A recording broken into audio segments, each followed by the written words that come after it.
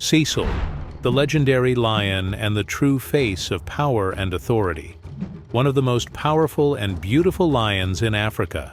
His death was considered one of the saddest moments in Hwanga National Park, specifically in the Matabeleland North region of Zimbabwe, a true story, and an amazing tale from the rich lands of Africa, teeming with the fiercest and most fiercely competitive beasts. So today, we put our hand on our heart as we recount the legacy and timeless legend of a lion who left his exciting mark on the pages of Zimbabwe's rich history.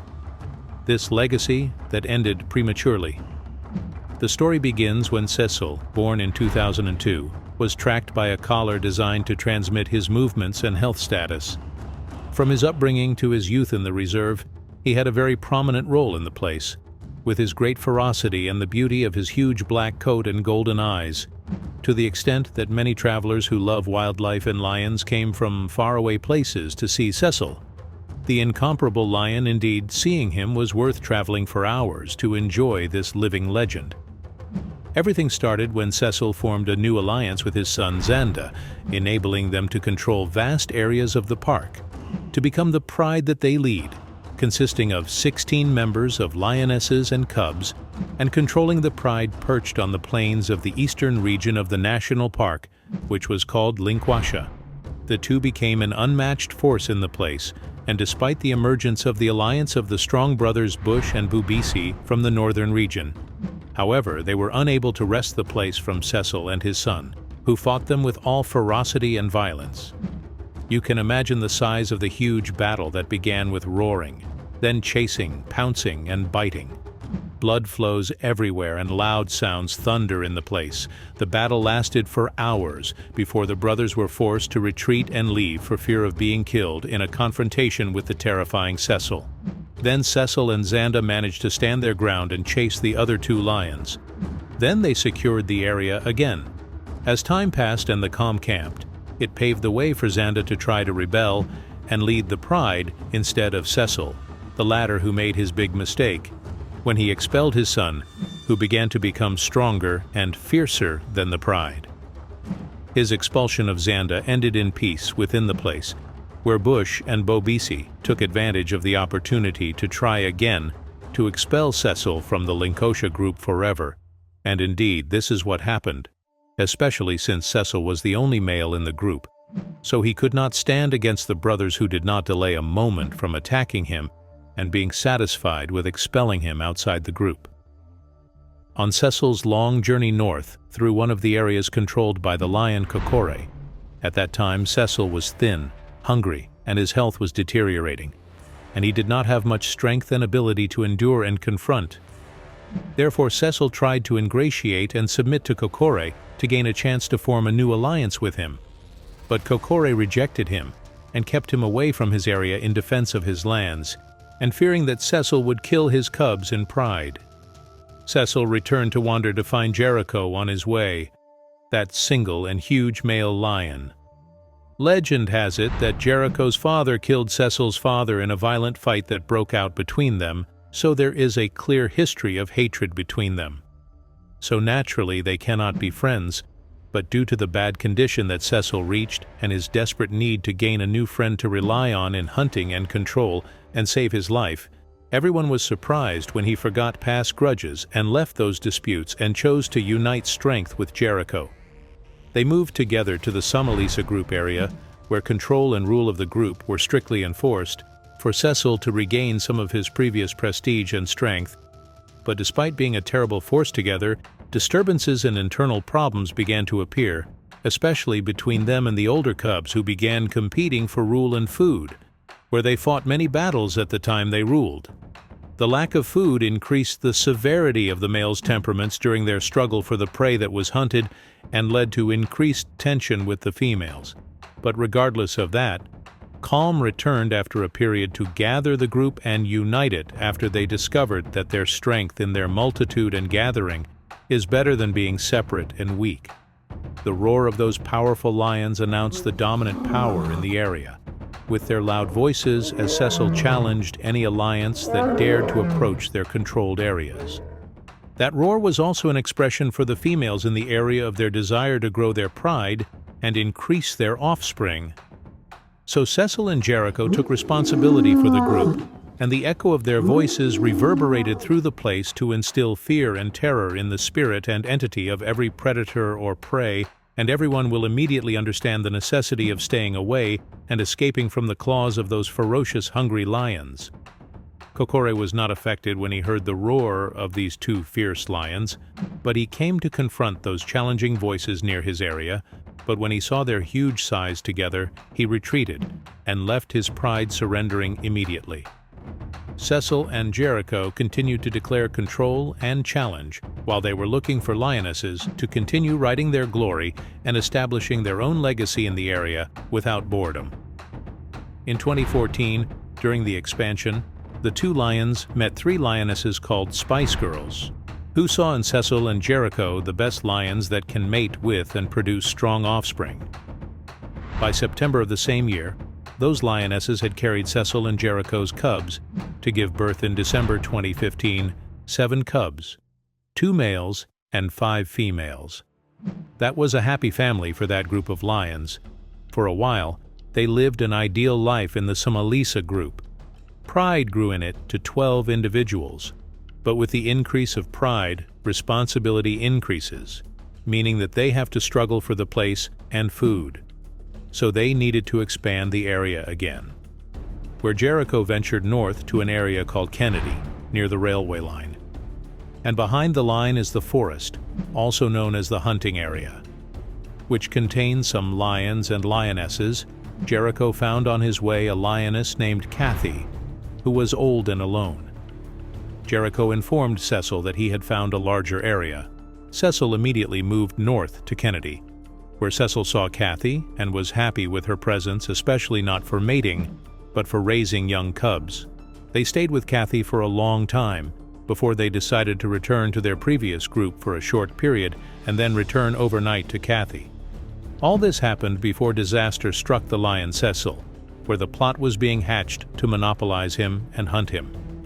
Indeed, on the night of July 1, 2015, Cecil was lured outside the protected area, where 2 hunters from the area participated with an American trophy hunter named Walter Palmer in tracking and killing the lion Cecil through a sharp arrow that led to his death after leaving him for long hours of suffering. Cecil was 13 years old before his death, while Palmer had bought a hunting permit so as not to be legally accused of any crime. The authorities in Zimbabwe said that after killing Cecil, he remained free to visit the country as a tourist, while the other hunters, sons of Zimbabwe, the hunting guide and the owner of the farm where the hunting operation took place, were arrested. They were imprisoned for a short period, before the charge was eventually dropped against them. This killing attracted the attention of the international media and caused great anger among advocates and animal conservation associations who used to come from abroad to see this powerful lion, and Palmer received many criticisms and negative reactions from politicians and celebrities. In the end, Cecil left behind a great legacy, and many genes are still alive that will take over the pride and rule the area for sure at the earliest opportunity, while Jericho remained in the north and did not return to defend the pride, where he stayed with Kathy before 2 other lionesses joined him, and he mated with them and became the father of 5 new cubs. In 2021, National Geographic Channels broadcast the documentary film produced by wildlife filmmaker Peter Lamberti from Lion Mountain Media about the lion Cecil and his life history full of dominance and power. In the heart of the sprawling wilderness on the edges of Sabi Sand, where golden plains intersect with dry riverbeds, and where the night is not merely darkness, but an open stage for roaring and predation, a lion was born, unlike any of his kind. There, amid a pride known as the Airfield Pride, he came into the world.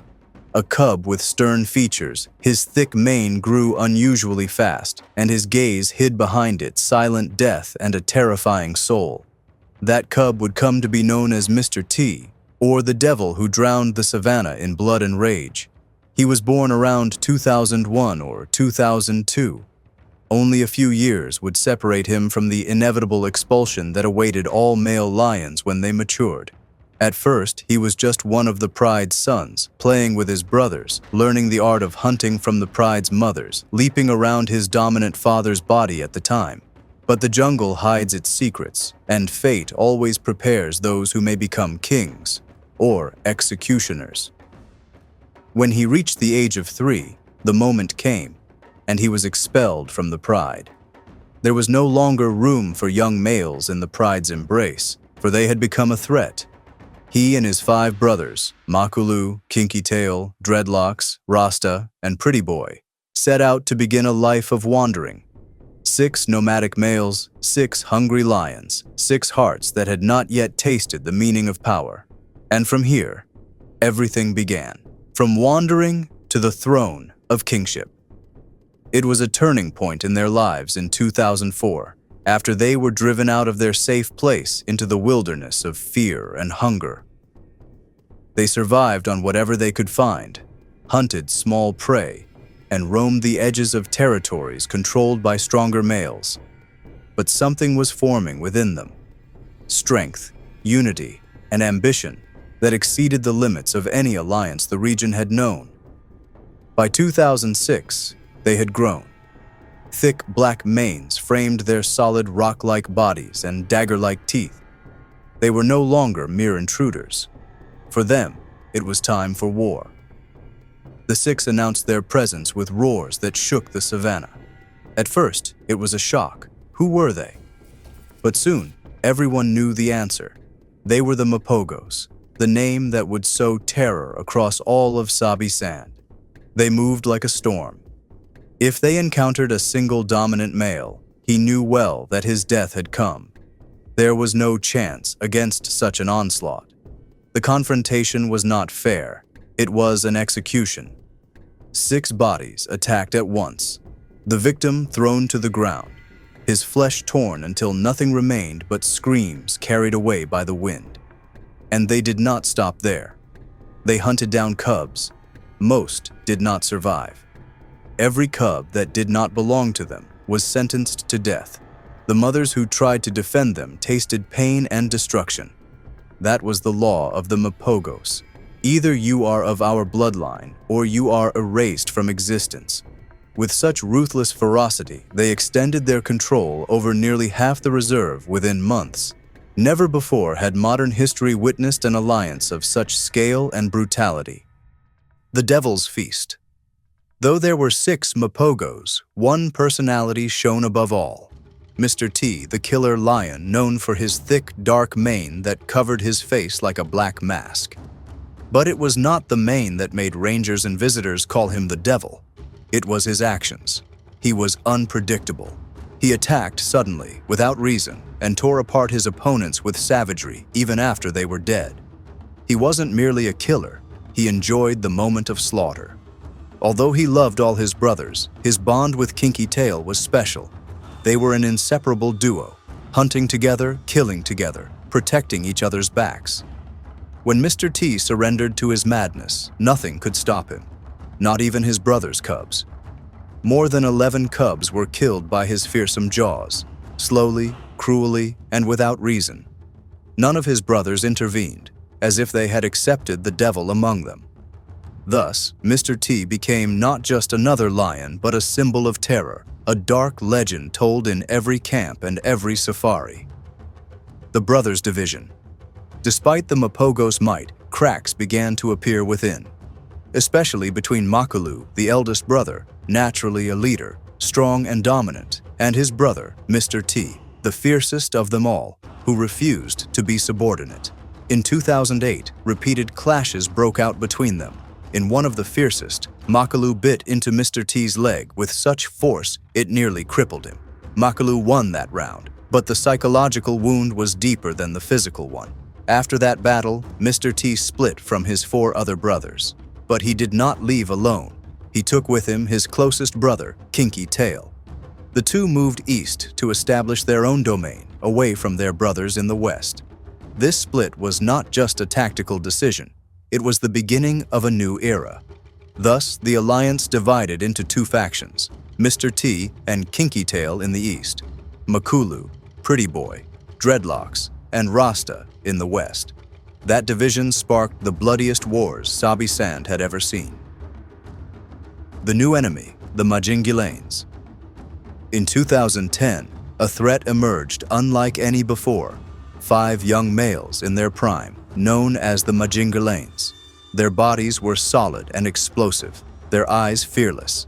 They sought territory, and none was greater than the lands of the Mapogos. They began their challenge, roaring at the borders, marking trees and rocks with their scent. The message was clear: we are here, and we are coming.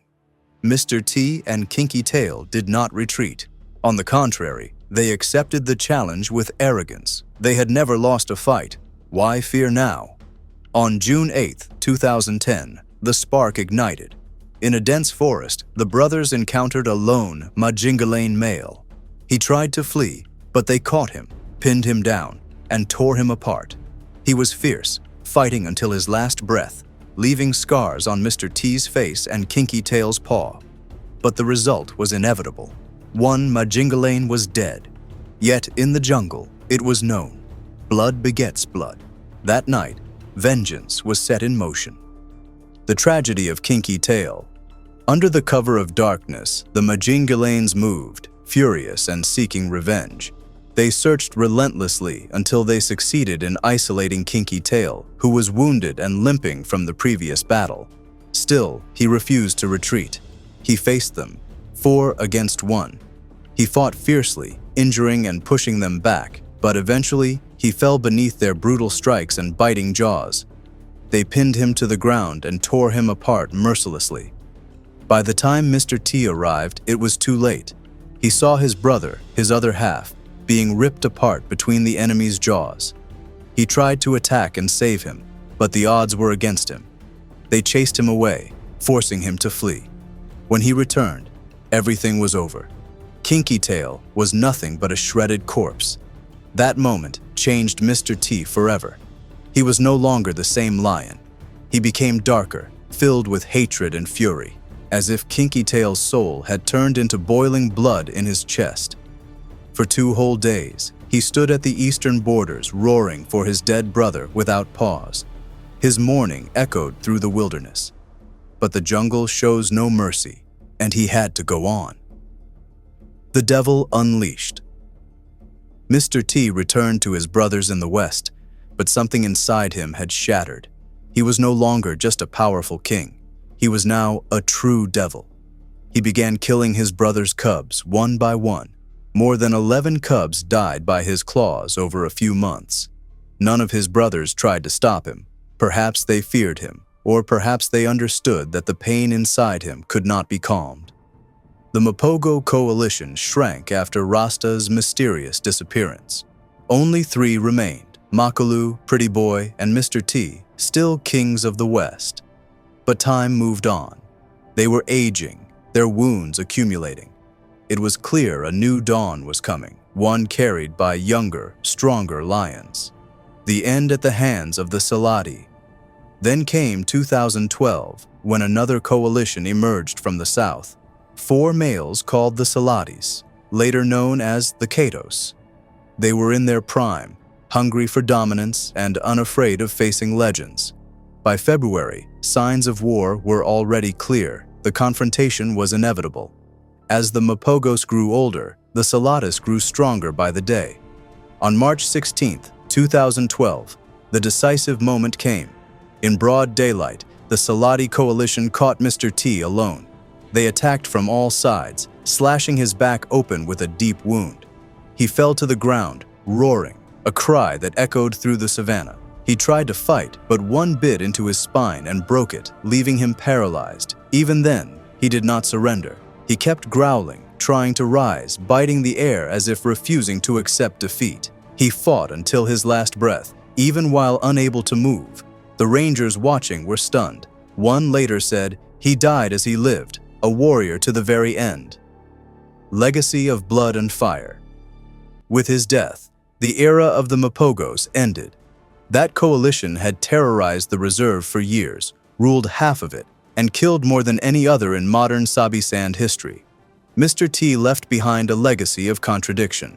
To some, he was a monster, a devil, a heartless killer. To others, he was a legend, an unbreakable king, a lion who wrote an unmatched saga in blood. Even today, years after his death, His name is still whispered among rangers and visitors. When they speak of lions that changed history, they say, "There once was a terrifying and majestic lion named Mr. T." This is not merely a tale of a lion. It is a story of power, blood, love, madness, and betrayal. A story reminding us that the jungle shows no mercy, that no king's throne lasts forever, but some kings are never forgotten, and Mr. T was one of them. Have you ever imagined an African paradise gleaming under a bright blue sky, adorned with clouds woven like delicate cotton? Imagine a vast ocean of grasslands shimmering in hues that dance between emerald green and golden glow as the seasons shift. But wait, do not be deceived by this beauty, for these wild lands live in a constant state of turmoil, where survival demands primal instinct and unyielding fury. At the heart of this fierce arena, two brothers rise, born to be kings. They are the cubs Tao and Banda, heirs to the great Kanika pride. They were raised among buffaloes, forged by the bitterness of losing everything, yet they always rose again with unmatched strength. So join us today on this thrilling journey and prepare for an adventure that will capture your heart and mind. In their early days, Tao and Banda's world pulsed with warmth, their mother's rich milk, the shadows of dominant males that protected them, and the lessons of the aunt lionesses who skillfully chased away jackals. The Okavango Delta in Botswana was a royal banquet for them. Oryx, warthogs, zebras, and the star of the feast. The buffalo, the living wall, as rangers describe it. But never think of the buffalo as merely large prey. It is a strategic giant that can weigh up to 900 kilograms, capable of crushing a full-grown lion if it senses danger. Yet Kanika's lionesses turned these moving fortresses into feasts with astonishing coordination. Two lions distracted the target, others attacked from the flanks, and then a synchronized leap ended it with a precise chokehold. At 10 months old, Tao and Banda watched in awe, mimicking every move in their play as if rehearsing in slow motion. The savannah seemed endless, but every empire has its red lines. To the north lay the lands of the Gosa pride, to the east, the territory of the Roari hyena clan. Between them were neutral corridors that turned into open theaters for the wild. Kanika's males guarded their borders with alkaline urine and deep claw marks etched on dry tree trunks. A clear message: enjoy it while it lasts, cubs. This land will not be yours forever. In adolescence, Tao and Banda's instincts erupted like a summer storm under a blazing noon. Two shadows appeared from the eastern corridor, nomadic lions exiled from a neighboring coalition. They weren't mere wanderers. The lionesses sensed danger and stepped aside for the resident males to confront the intruders under a sun that melted the rocks at over 40 degrees Celsius. Picture the scene: manes colliding, testosterone surging, a battle of giants, 1 minute of brutal strikes and bone-crushing bites, and the fight continued until one Kanika male pinned his opponent beneath his jaws. Then, in a moment of royal mercy or arrogance, he released the defeated lion instead of ending his life. Tao and Banda watched sharply, learning their first lesson. Strength isn't always in killing, but in knowing when to strike. Weeks passed, and the brothers' eyes absorbed power with every movement. By 18 months, they had earned their first invitation to the hunts. Their mother, agile and fierce, trained them herself. She would stalk, then leap, and Tao mirrored her steps precisely. Banda hesitated, then followed. Their prey was faster, but surrender was not an option.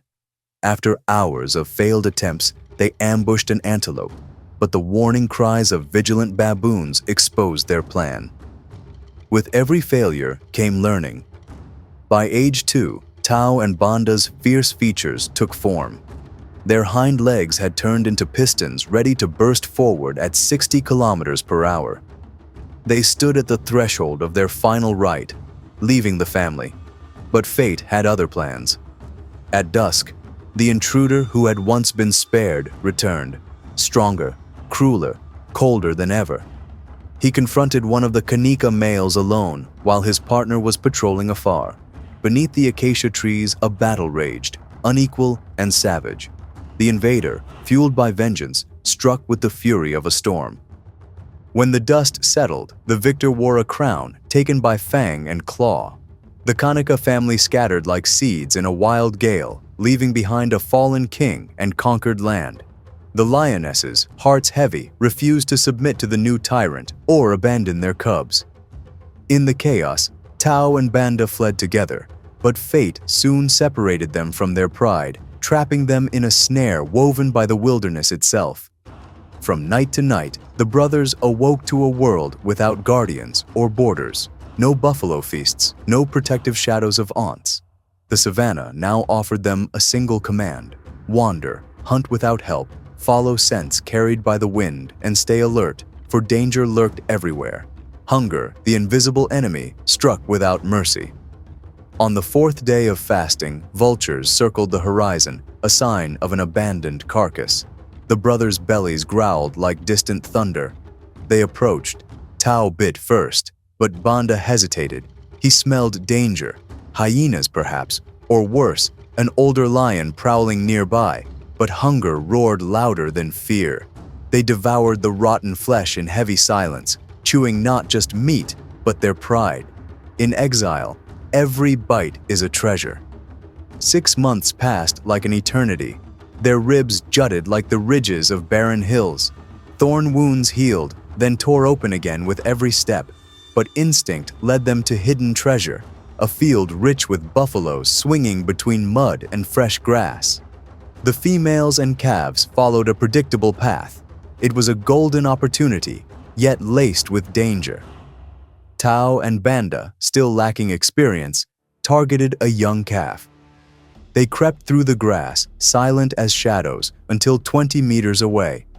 But the mother's eye caught movement. The ambush turned into a trap. A wall of adult buffalo closed ranks and charged. The brothers retreated, but a thunderous roar shook the ground. A dominant male with a thick mane and dark limbs appeared, claiming the field. That moment taught them an instinctive lesson: never run toward a roar, and never abandon your brother. Adrenaline drove Tao to break both rules. He attacked the intruding lion with lightning fury. In a decisive instant, he survived, but bleeding heavily. The brothers fled, hiding in the brush, waiting for the right moment to rise again as kings of the savannah. November rains poured 400 millimeters of life. The savannah awoke in emerald splendor. Antelopes multiplied, warthogs dotted the horizon, and the channels overflowed. Tao and Banda, now with full manes and lean, powerful bodies, reaped the rewards of endurance. They stole from hyenas' kills, joined hunts with nearby lionesses, who, strangely enough, saw them not as threats, but perhaps as future kings. Banda excelled in the hunt. His roar shook the ground. Tao, however, discovered another weapon: charm. A lioness in heat strayed from her group, luring him with golden promise. But he forgot this land bore scars of an old rival. A thunderous roar erupted. Tao retreated just in time, realizing he had strayed far from his brother. That night, Tao did something rare for a lion. He roared for help. The echo traveled 5 kilometers, answered by Banda from the thickets. After hours of searching, their heads touched in relief. Tao had survived. They could rest, but not for long. A year passed. Time sculpted the brothers. Their manes grew darker, their muscles enviable. Their energy turned survival into ambition. The scent of females called again.